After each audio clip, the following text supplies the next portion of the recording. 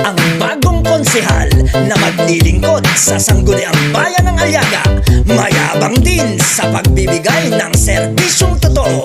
Sangko Eugene Onjing Garcia, para konsehal number 13 sa balota. Siya'y para konsehal, ngayon'y narito na, maglilingkod ng tunay sa bayang Aliaga. Number 13 sa balota. Sangko Onjing Garcia, ating tulungan na, serbisyong totoo, tanging plataporma. Number 13 sa balota.